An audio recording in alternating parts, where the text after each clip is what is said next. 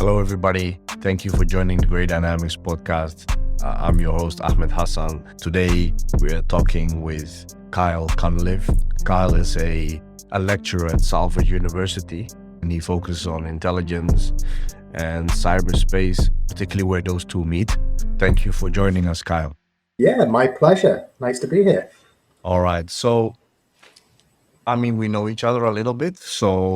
But for some interesting reason, we never really talked about like how did you get to where you are right now, and what your role is within intelligence, and why I'm talking to you today. So, if you could tell me a little bit more about yourself, how do you got into this, and Yeah, sure. It's a long story because my story started, back in 2007 when I first started my degree. I know I'm supposed to probably say some like really inspiring story that my uncle was in MI6 or something like that. But no, the truth is, I used to be a gamer, and I remember when I was a kid, I played the crap out of a game called GoldenEye on the Nintendo 64. And it really annoyed me that being, at the time, a sort of fat working class kid from the northwest of England, that I could never be James Bond. So when I started getting into politics and I first started wanting to do a degree, I saw this course in international politics and intelligence studies at Aberystwyth University, little Welsh town in the middle of nowhere. And as soon as I saw that, I just thought, you know what, sod it, I'm going to actually try this. And I did. And I went and did the degree, and it was the most boring experience of my life. I actually really disliked it. And part of the reason for that was because when you do a degree with sort of intelligence as a side, what you're really studying is politics. You're studying international relations, you're studying lots of history, and the intelligence only comes into it in a small way. And the stuff that I studied just left me so, I guess, just bored. It was a lot of theoretical stuff, it was a lot of conceptual stuff. It wasn't the stuff that really stuck out to me about what makes spying interesting, what makes it exciting. I don't know how you can take a subject that Hollywood loves to pieces and make it so boring, but somehow the course felt that way. So, what changed, I guess, was my dissertation. I did a dissertation on Japanese code breaking against Imperial Japan in World War II. What was it called? The Red 25B, I think, JN25B, the Japanese cipher machine. But it was a super interesting dissertation purely because I was reading about tradecraft. I was reading about how the hell intelligence actually works in the field. And that kind of opened my eyes a little bit. And then after I finished, I went home. I wasn't sure what I wanted to do with life. And I remember just deciding to read through all of the books that I bought as part of my degree and never bothered to read because, students don't read. And I suddenly fell in love with tradecraft.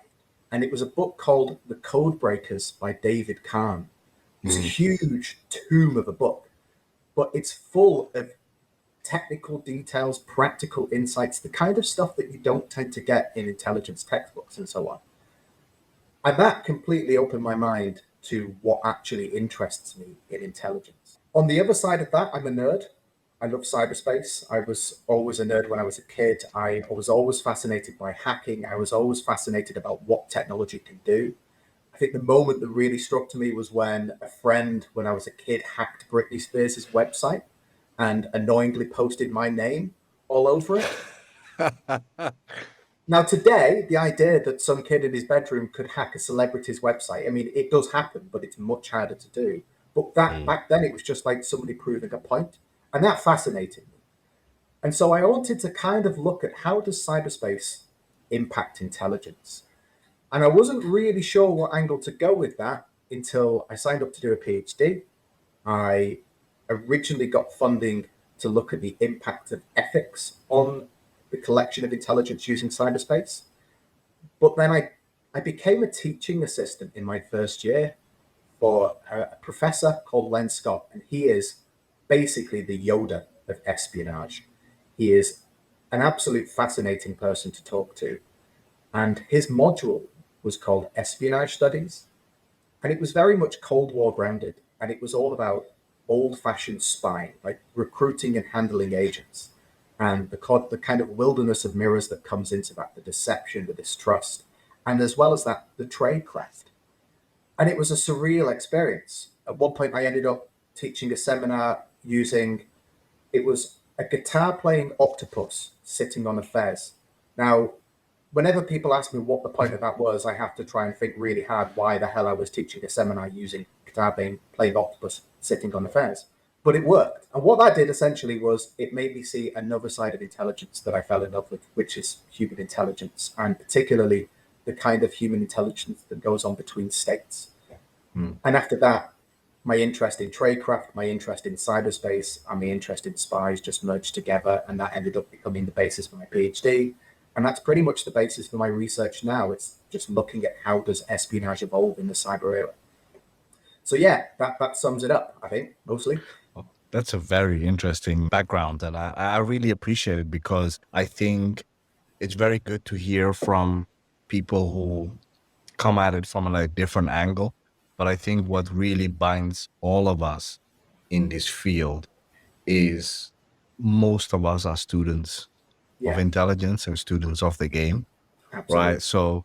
So I think that sets people that are really interested in this apart from somebody who just, is a passerby. Doesn't say that, I'm not saying that you cannot do the job if you're not, but it's just, yeah, it makes it much more interesting and enjoyable doing this profession. So Yeah, what was your PhD about? the title was called An Existential Crisis and a Golden Opportunity. And it was a quote from, I think it was Alex Younger, the head of SIS at the time. And he was talking about the idea that technology had essentially created major problems with human intelligence. And the reason for that is because if you're an intelligence officer in the field in somewhere like Moscow or Beijing, your job is to get close to people. And the thing that stands between you and the people that you need to get close to is surveillance. It's being physically monitored everywhere you go. And the kind of numbers that people encounter with surveillance is insane in some countries. So, like in the Cold War in Soviet Moscow, intelligence officers couldn't go anywhere without being followed every single place they went. I mean, the KGB hired hundreds and hundreds and hundreds of thousands of people just to follow foreigners in the streets of Moscow. And even today, that problem still exists. I think the FSB is alleged to have something like 400,000 people working for it. Now, when you think about the FSB being a bit like MI5, MI5 maybe has a few thousand people working for it. So Hmm. 400,000 people is a huge number, and a huge number of that is devoted to following foreigners in the streets.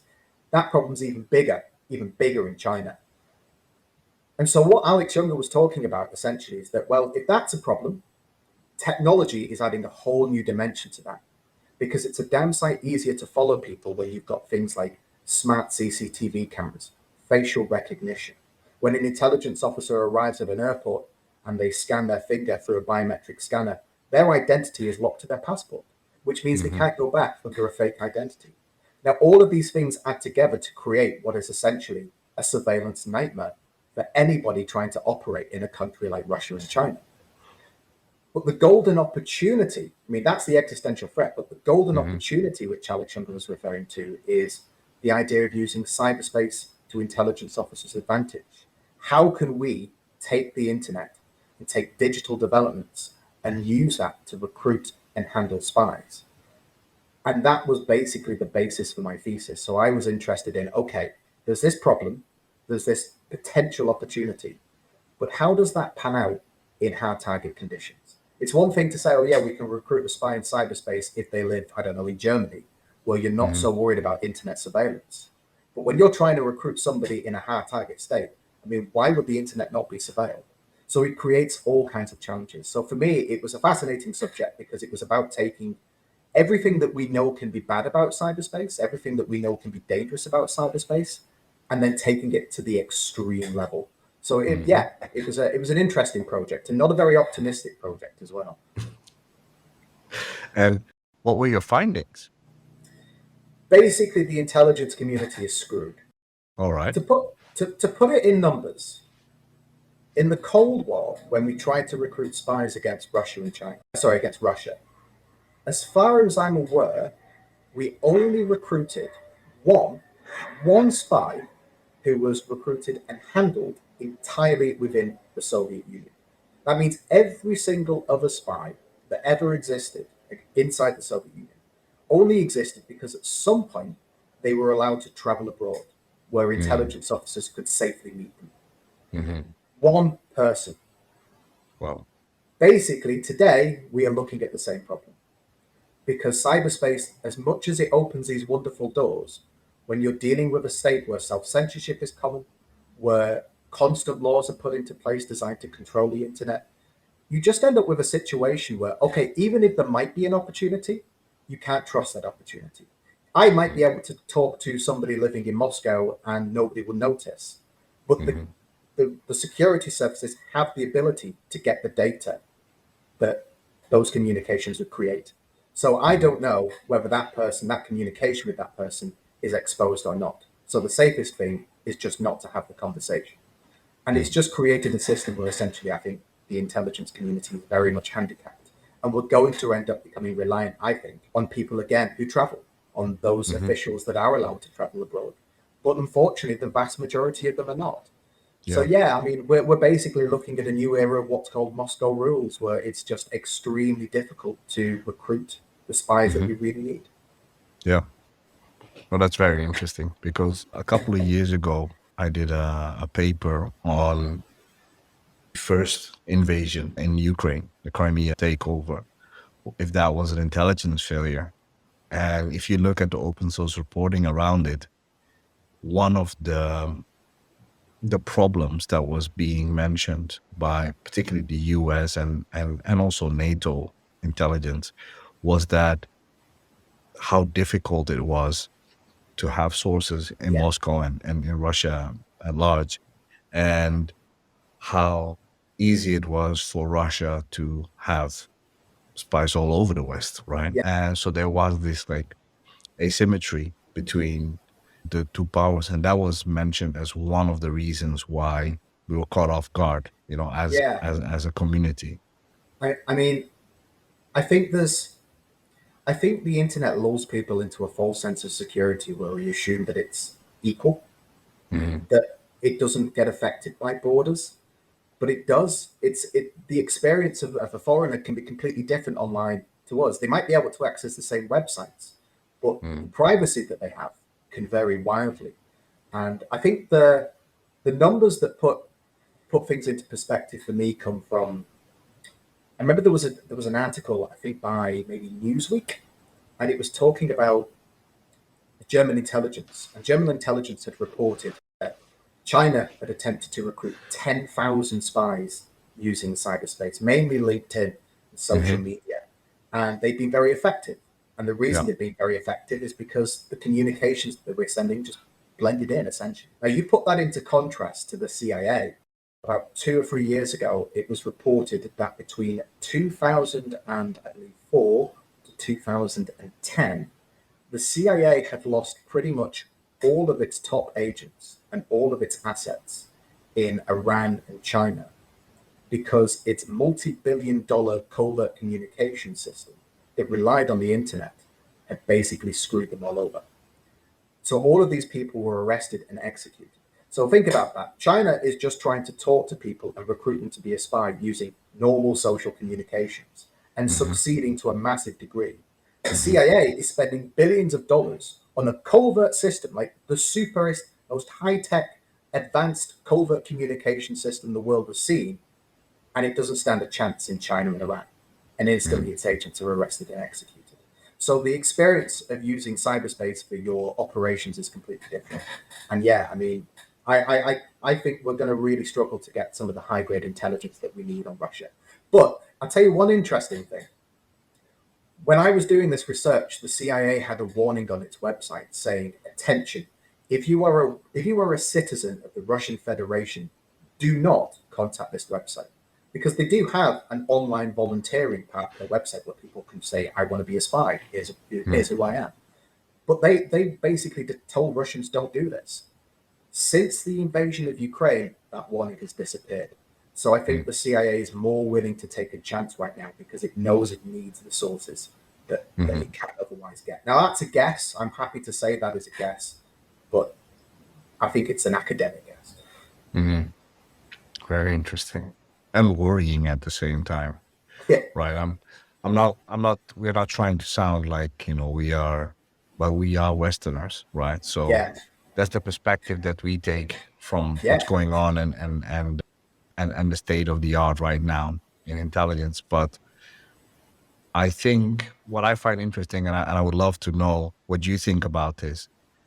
People talk about Russia and China, particularly China, that is such a information black hole, right? Mm. But on the other hand, they are not able to suppress videos of how they're dealing with COVID-19, right?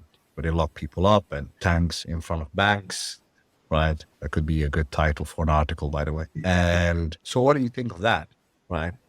I don't think they are information black holes. The thing about cyberspace is, and the internet, is that it's dramatically affected intelligence in the sense that it's led to a world where we have more information than ever before, and we have more ways to gather most of that information by ever before. And in that respect, I think intelligence has got easier. And I think that partly explains why intelligence has boomed around the world, because so many people can start to get involved with it. Mhm. And there's nothing Russia and China can really do to avoid that. It will always remain extremely difficult to get at the stuff that most matters to foreign states because they will put all of their energy into protecting it. I mean, the best Mhm. secrets are in somebody's mind, they're not even written down on paper. And I remember reading reports that claimed that some countries, including Russia, were keeping their most guarded secrets actually off paper so they couldn't be hacked. But when it comes to the vast majority of information that people produce, there's nothing any totalitarian state can do to stop that other than literally saying you cannot use the internet. I mean, North Korea is a black hole because Mhm. its population just don't have access, more or less, to the Yeah. internet. They Yeah. they they exist in a completely different world to the rest Hmm. of the planet. That is a true hard target state. I mean, Yeah. there is nothing that compares to North Korea. But I think with Russia and China, they've ultimately accepted the fact that if they want to make money, and they do want to make money, they have to allow their economy to thrive using the internet. And if you're going to allow Mhm. your economy to thrive using the internet, you're going to have to accept that there's some things you can't control. And what Yeah. is interesting to me about China is that this idea where China sort of suppresses all kind of openness or criticism of the state is it's nonsense. China Mhm. does allow people to vent their spleen online. They do allow people to complain online, but there's a very crucial difference. You can complain about local level officials and accuse them of corruption, and you're even encouraged to do that. But Mhm. when you start to complain about President Xi, then you're in for a world of hurt. So Mhm. it's about making sure that you control how people behave on cyberspace, but not Mhm. stopping them from behaving on cyberspace. And as long as people can speak and post and communicate online, there will be information. So no, I'm not convinced they're information black holes, but I'm also not convinced you're going to find the information that you most want to know there. Yeah. Yeah. As a side, you mentioned North Korea. There's a very interesting video. I don't know if it's still on YouTube because it popped up a couple of times and it got taken down again. But I think this is maybe 10 years ago. There was a large hacking campaign by a North Korean APT or Advanced Persistent It's Threat. Sony by any chance? I think it was I think it was pre Sony, but I'm not Right. 100% sure. So they were doing this, and a friend of mine who was investigating a botnet, they got into the C2 server of the hackers, right? And they were very poorly on their OPSEC. So the operational security was all over the place, and they got into it and they found information that they hacked. So one of the places that they hacked was the Red Cross in Pyongyang. And there was a video that they recovered. And I don't know how it got out, but there's a video of a guy with a GoPro cycling through the streets of Pyongyang. And and the only thing you see is just empty streets and cut down trees. That's Yeah. it. Right. It's super eerie. And yeah, check it out, guys. I don't know if you can find it online, but the botnet that I think at the time he was at Force Point, which is Yeah. like Raytheon's cyber wing, but they found this huge botnet, and it was super interesting to see. There is a report out, so you can find it online. It was called Yako, I believe, Jako. But as an aside, if anybody listening is interested in that, yeah, go ahead and But find it.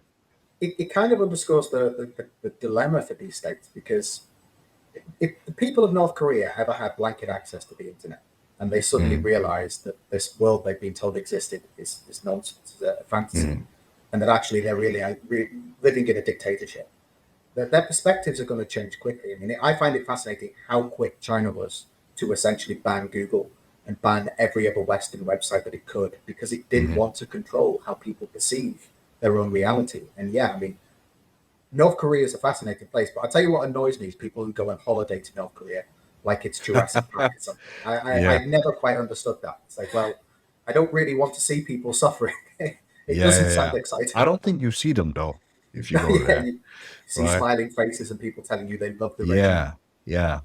I think there. I mean, obviously, there's the tragic story of I'm blanking on his name, but the American student The who guy who wanted to got take a arrested. poster. Yeah, and Yeah. then he eventually he died because he was tortured so badly.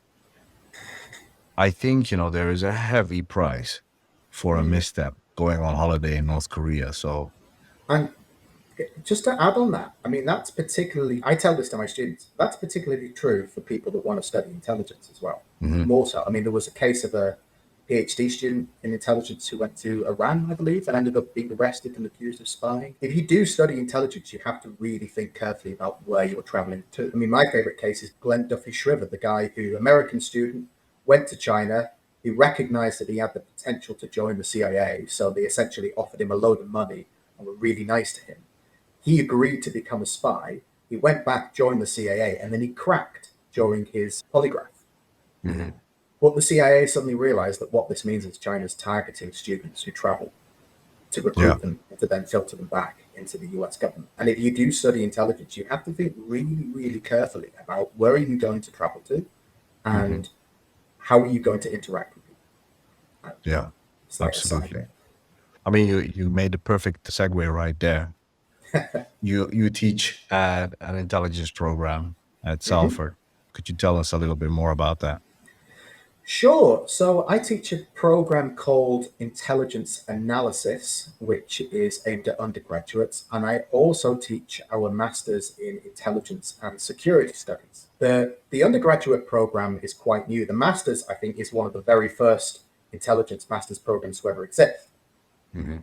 But the undergraduate was started, the Intelligence Analysis program was started last year. And it was set up by my colleague, Christopher Murphy, and he'd looked at how intelligence is taught in universities. I mean, there are very few actual intelligence degree programs. You'll often Mhm. get a course that comes with intelligence studies on the side, like history and intelligence or whatever. But very rarely do you get a degree in itself in the program. And he looked at it, and what he realized, and I fully agree with him, is that intelligence is changing, and it's Mhm. changing fast. In the past, it was something that you studied from a historical perspective because Yeah. we knew so little about what was going on in the contemporary world. I mean, most of what we know about intelligence comes from history books. Even the Mhm. culture and identities of spy agencies, we only find insights, like shreds of insights today. But most of what we comes from history. Mhm. And so intelligence was always taught from a historical perspective. But this program is trying to modernize it and actually Mhm. trying to focus on, okay, how does modern intelligence work? And what do you need to do to get a job? So, unlike other degrees which are more academic in nature, this is still academic, but it's also vocational. It's Mhm. about getting students the skills they need to actually get jobs in intelligence analysis. Yeah. And what we did was we spoke to practitioners, we spoke to people that work in the field, and we essentially asked them, what do you want to see on the CV of somebody who is applying for your job? And so we Mhm. use that input then to create our modules, to create our course, so that essentially our students are well prepared. Mhm. What I will add, though, is that the program isn't just about sending people into organizations like MI6 and GCHQ. It's also about making sure people have unique skills that they can then take into the private sector, into businesses, into a lot of different sectors. Because ultimately, intelligence isn't about spies. It's a way of Hmm. looking and processing and using information. And we're just Absolutely. teaching students how to do that in a very refined way. And it's Hmm. it's the kind of program you want to do if you care about how knowledge is created, you care about spying, and you think you have skills you can put to a very unique purpose. What I love to hear is because obviously me and you, we talked about the course that we are building Yeah, and which is applied intelligence predominantly. And what I would like to know from you is what did the practitioners tell you that they wanted people to have or to know or to learn? basic skills. Mm. It's the simplest of stuff. It's things like being able to prove that you know how to use Word. It's not about having the most advanced data analysis skills in the world because that can be taught later. It's about ensuring that your trainees, your entry level candidates, have the basic skills that they need to do the job. Mm. It's all very well for somebody to say, oh, yeah, of course I know how to use Microsoft Office because we all know how to use Microsoft Mhm. Office. But being able to prove it is completely different. Yeah. It's being able to get our students to think a little bit outside of the box, to approach problems in a different way. So, for example, we spoke to some practitioners about students with autism and dyslexia because we were worried Hmm. about essentially telling students, oh, sure, you can get this job, but then them being denied. And Hmm. what I loved to hear was when they turned around and said, whoa, no, no, no. Actually, we look at students who think differently as the golden nugget because that's what Hmm. our job's about. It's looking outside the box. So Yeah. anybody who looks at the world in a slightly different way to everybody else is the perfect candidate for an intelligence analyst. So Hmm.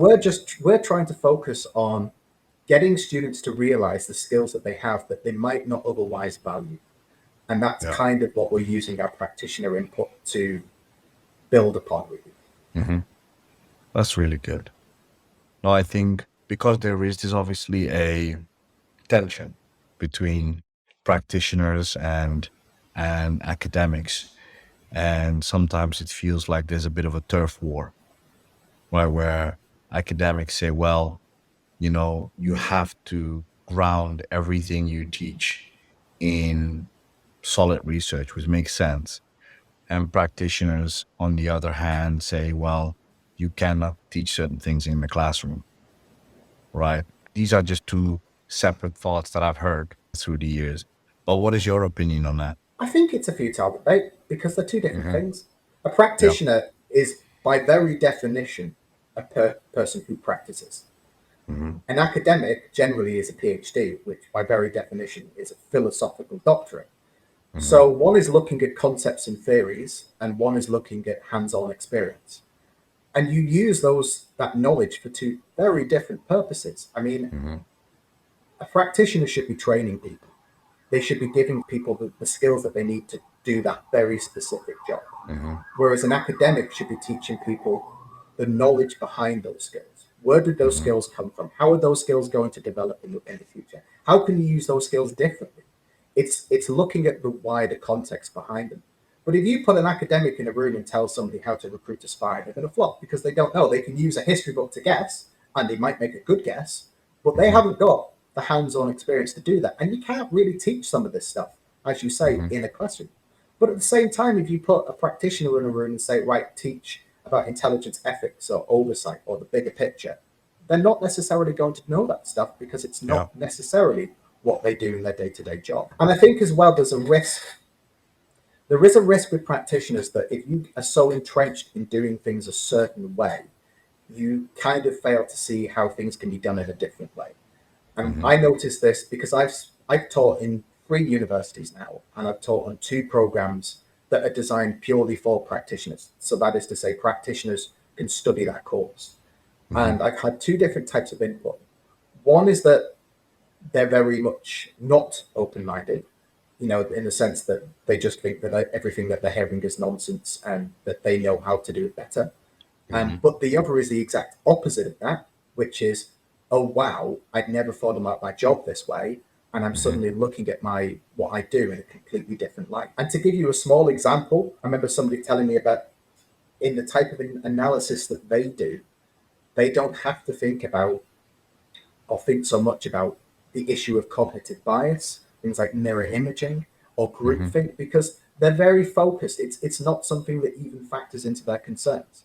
But then all of a sudden, once they start to realize what kind of problems this can create, they then have to look at their job and think, oh, maybe actually this is something I need to take into account. Maybe the problems that this creates are happening. I've just never noticed them before because I wasn't Hmm. looking for them. So it does give you that bigger picture. Hmm. I absolutely agree with you.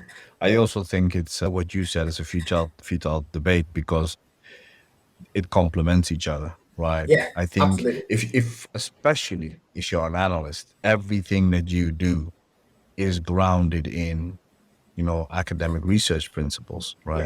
Yeah, The way you grade sources, just to give some people that are listening an idea, a literary view, right? yeah, Which in intelligence, that's called a background, right? Or context, right? So the process is the same. The names are different, right? And I think that to me is very important and where I see, because I can speak from a practitioner perspective, but also I studied intelligence too, right? So I can see certain things that I say, right? As a practitioner, I would have not put emphasis on that. But mm, there are things that I feel in the field are missing also, yeah, right? Whereby really rigorous research methods are taken into consideration, particularly from other fields yeah. than intelligence, right? So in that regard, I completely agree with you. And I think the world needs a course like yours and a course like ours. And I think intelligence studies itself has a lot of evolution to go through yet. One thing that slightly troubles me is that we don't have enough communication at times between practitioners and academics. And I think practitioners tend to look down on academics because they're in the know and academics aren't. And it Hmm. is, ultimately how can you know how to do my job? Hmm. But at the same time, I think academics look down on practitioners in the sense, well, we understand the bigger picture and you don't. And unfortunately, that breakdown is to the disservice of both sides. Yeah. What I think practitioners should be doing is essentially the same thing that the police do with criminologists, which is working with academics to try and help resolve the problems that it has, Hmm. allowing academics to think differently about how they look at intelligence. Now, that is happening to an extent. The US intelligence community does work a little bit with its academic institutions, but generally science, not so much the social sciences, not so much Hmm. intelligence studies. In the UK, there are developments going on that looks like the intelligence community might start to engage more with Hmm. intelligence studies, which is good. But I think once that starts to happen, we can start then maybe solving problems or looking at problems that would be more useful for practitioners and more Hmm. helpful for them. And at the same time, there's so much stuff that's closed off to us that we don't necessarily need to be closed off. And it kind of leads to academics wasting a lot of time and energy on problems that I don't think are necessarily that interesting. I mean, the classic example is the bloody intelligence cycle. I hate the intelligence cycle with a passion. Hmm. What is the technology that you are particularly excited about in the field of intelligence studies as well as practitioners? I mean, it's definitely cyberspace for me, but cyberspace isn't really a technology. It's just a Hmm. confluence of technologies. I'm not really sure what excites me. There are certainly things that fascinate me, and I'm really looking forward to playing with. Virtual reality, I think, is going to be very interesting from a teaching and training perspective. But how Hmm. far that could be pushed is open to debate. I think the main driver, the main sort of change is everybody talks about open source, but Yeah. it's the impact that information or the information age has had on intelligence in the sense that how much information is produced and Hmm. how many people can now get involved in intelligence. And I do Absolutely. think the biggest challenge, not for the sort of intelligence world that we kind of think of, which is like the spy agencies, the MI6 or the CIA, but for intelligence broadly speaking, for all of the companies that do intelligence, sometimes they don't even know they're doing intelligence. For all the Hmm. private intelligence agencies and so on, for companies like Grey Dynamics, I think the big challenge for them is going to be the fact that nobody quite understands what the hell they're doing. And I don't mean Yeah. that they don't, in the sense of they don't know how to do their jobs.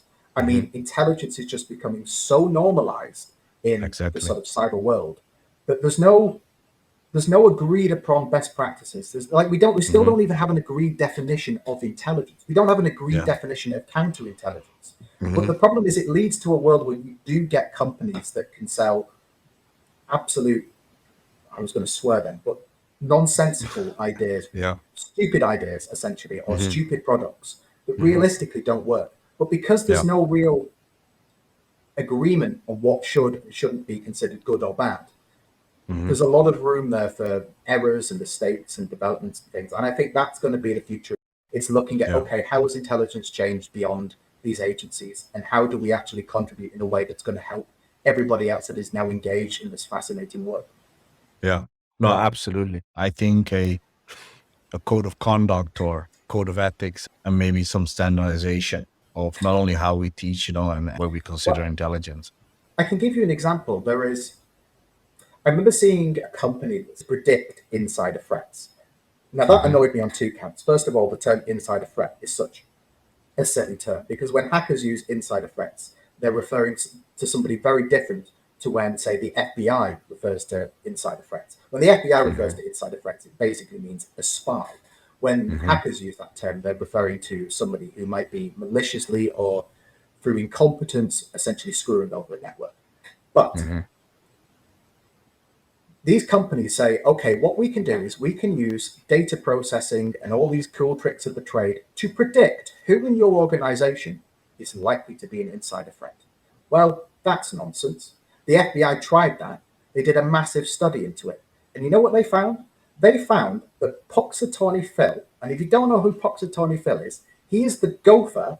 He's a real gopher, and he was also the star of Groundhog Day, Yeah. who is picked up once every year to predict the weather, to predict whether Yeah. it's going to be a good or a bad winter.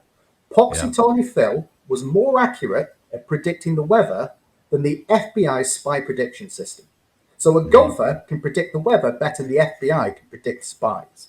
And these Hmm. companies are going around selling super expensive packages saying, we'll predict who the spy in your agency is.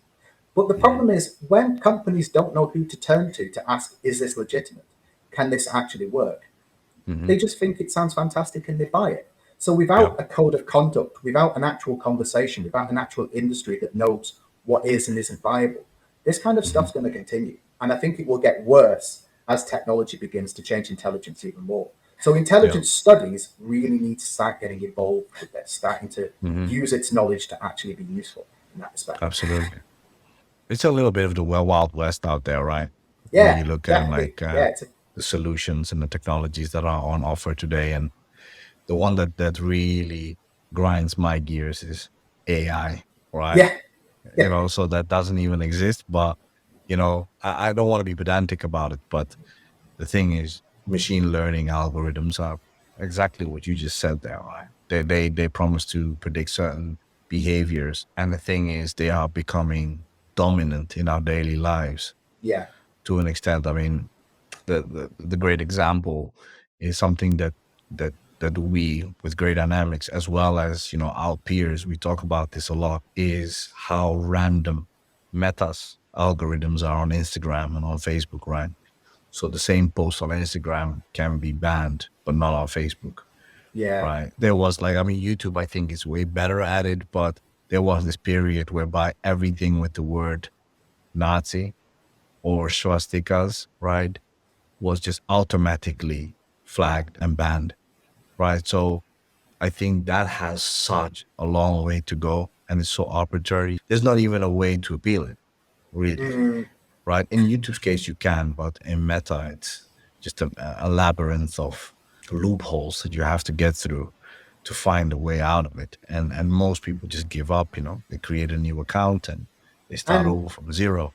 you can create the best algorithm in the world, but people will Hmm. always find a way around it. I mean, my favorite thing was when China had to ban pictures of Winnie the Pooh because Oh people were yeah, using it as code to talk about Obama and G, and it underscores the innovation people have to talk about the things that they want to talk about, yeah, despite every best effort to actually censor it. I do wonder how these companies are going to cope though, because considering how many people use these applications, they haven't got the resources to censor them, to monitor them in the way that governments expect. And you can only go so far with these algorithms.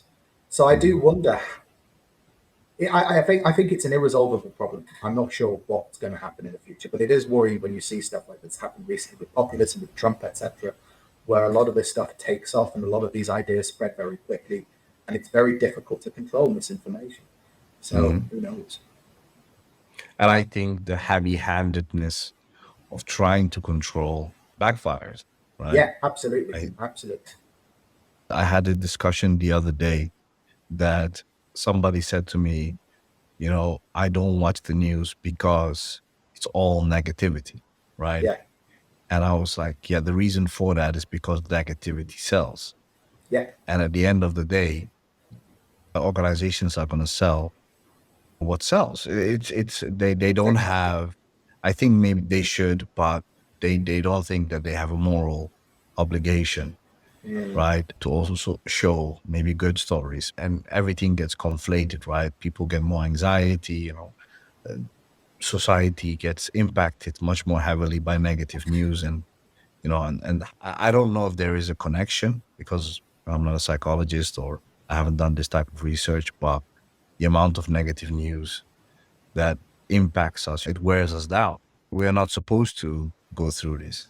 You get fatigue. I mean, I think a lot of people experience that with Ukraine. I remember when Russia attacked Ukraine. I mean, every single minute of every single day, I was on Reddit on the news trying to just get every single update on the story. And now I check on it every day, but it's not to the same sort of compulsion because after a while, you just kind of you get worn out. You can only take so much of it. It does make me feel sorry for people that have to do OSINT for a living. I have to say, Oh, um, yes. but sometimes you just have to turn the news off. You just Yeah, have to shut it down absolutely. and just be like, you know what, I'm going for a walk. And I do feel sorry for the media because I think the media has become a bit of a punching bag to an extent. I saw there was a really interesting interview with Emily Mattis who made the argument that impartiality is really screwing over the BBC in the UK. And Hmm. her argument was by trying to be impartial, you essentially have to create a false narrative, which ultimately creates distrust. Hmm. Because I think she said we could find maybe 60 economists who would say Brexit is a really bad idea, but we might find one that says, oh, actually, yeah, it's a good idea. But when it comes to presenting that on the news, you just have one person saying it's good and one person saying it's bad. And it Hmm. creates this misleading impression that you're essentially saying, oh, well, we're not quite sure. And I do feel sorry for the media trying to maintain that impartiality, particularly in an age where we do have a lot of ideas that seem to catch on and seem to be well liked that aren't very heavily grounded in fact and reality. Hmm. So it must be challenging for journalists. But at the same time, then you get BuzzFeed, the Daily Mail, and Fox News. So there's Yeah. no middle Well, ground. well, I mean, to play a little bit of a devil's advocate, and I think maybe I believe in this also too, but I think also the media got away with a lot for a Yeah, long time. And I think what social media has done, I'm not saying it has leveled the playing field, but it has created an alternative source.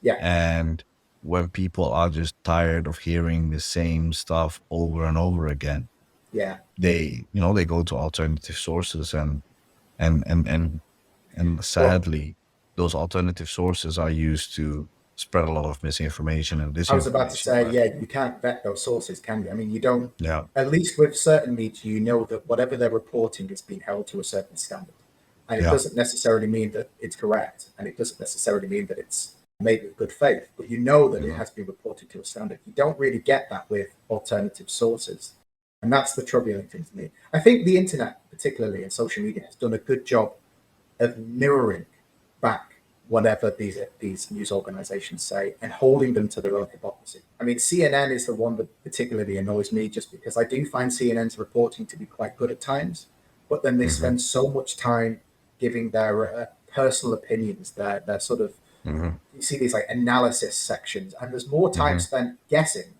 than there is actually reporting the facts, and that Yeah. bothers me a little bit. Just because I think it makes it look more opinionated than it otherwise needs to be. I mean, Mhm. it's a very credible news organization with some fantastic journalists, but instead it just looks like a very biased, very liberal left wing media piece Mhm. to its Which own. is Yeah, sad because yeah. I think their reporting on Trump hasn't helped them No, not at all. in that No. perspective. What I always ask people is, what are you reading at the moment? I mean, I know you read for a living, but is there anything that you're reading at the moment that? I'm going to tell a terrible secret. I don't tend to read books cover to cover very much these days, just because I Mhm. don't have the time.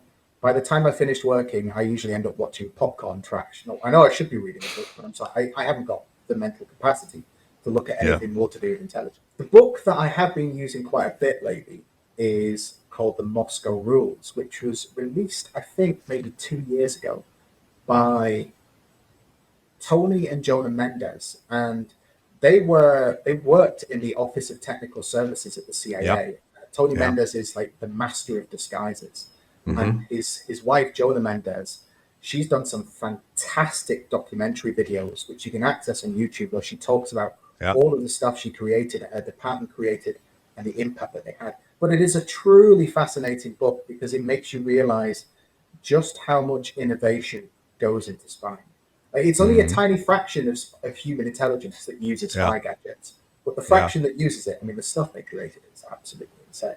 And there's another book as well that I use quite a lot, and I've been reading quite a lot lately, called Spycraft by Hmm. Robert Wallace and Keith Melton. Keith Melton's an odd chap. He's got what appears to be a mansion or a massive house that's basically been built like Dr. Evil's lair with all kinds of hidden compartments and stuff.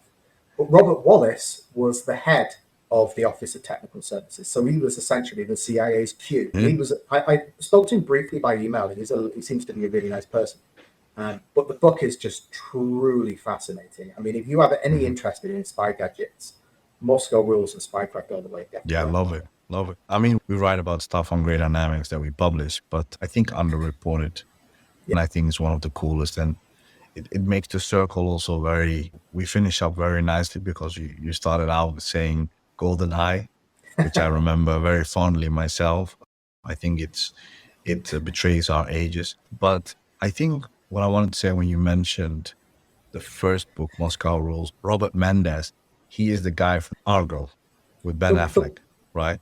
yeah, I believe he is. Yeah, because they hired. Didn't they get involved with a team of Hollywood Yeah, filmmakers or something? I can't yeah. quite remember the plot, but yeah, I think Ben Affleck plays him right. in Argo, right? I So in seen it that a long regard, time for ago. people that are for people that are interested, that rang a bell.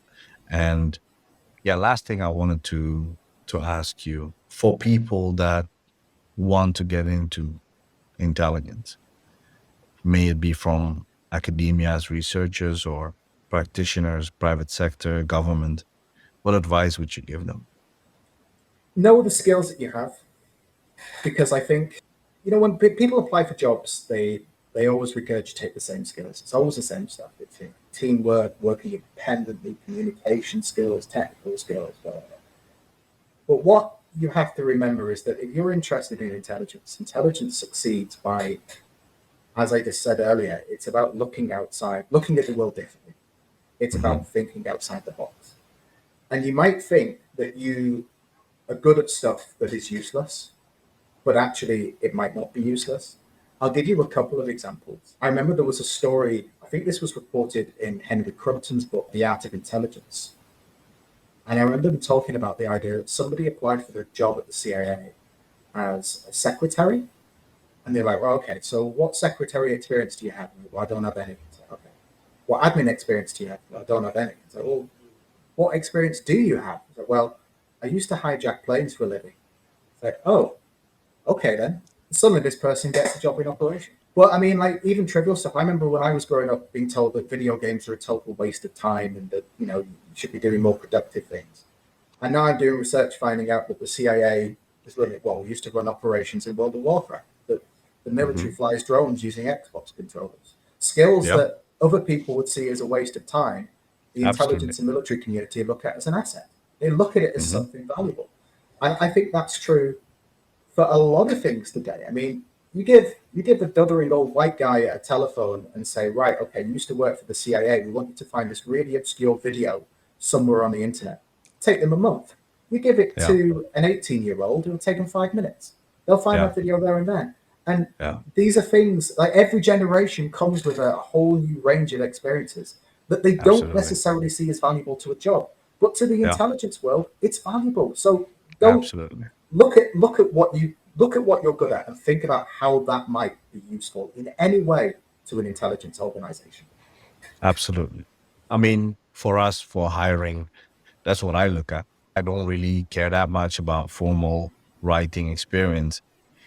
You do an assessment, and if you do well, right, then I know you can do that part. But what I find interesting is what is your life experience, what is your background, and Yeah. I think gaming gets a bad rep.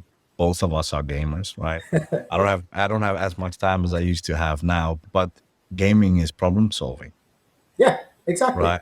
And I cannot come up with one other skill set that's more important to intelligence. I mean, to a lot of different jobs, problem solving is key, right? Yeah. And I think playing games, different games, wires your brain in a way that you can see a problem from different angles.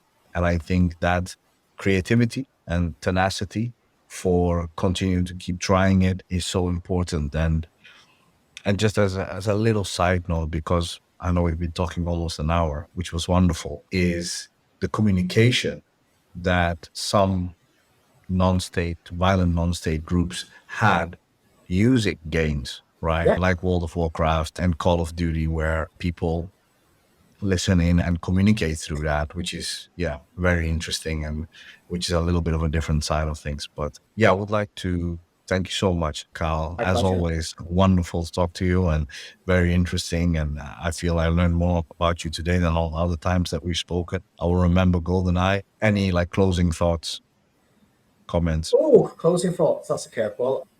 I suppose just my last thought was just thinking back to what you said about skills. I think as well another important thing is spying isn't just about spies. And actually, Mm-hmm. you'd be surprised what kind of jobs exist in the intelligence world. I remember seeing a job for a carpenter at MI6, Mm-hmm. and any talent can be useful. And if you're good Mm-hmm. at something, just give it a shot Yeah. and think like, how can this actually work? But yeah, I mean, like as you say about video games, there was a report released that said GCHQ found diplomats, intelligence officers, embassy drivers, engineers, scientists, the lot, all inside of World of Warcraft and Second Life.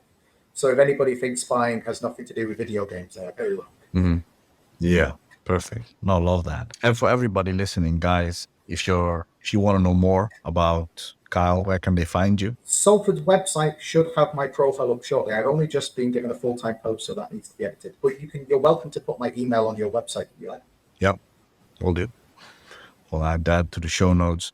Guys, thank you for listening. Kyle, thank you for coming. You can find everything about what we do, Great Dynamics, on greatdynamics.com. You can find a lot about what we do, how we think, maybe more popular culture stuff on social media, particularly Instagram. If you're interested, follow us, comment. If you really like the podcast, please give us a comment and feedback and give us a rating. You don't have to give us 5 stars, but it helps. And yeah, thank you guys for taking the time to listen to what we have to say and for all the support on the website. And you guys have been listening to the podcast in crazy numbers that I didn't expect. And this is only the 4th episode. So I'm really grateful for that.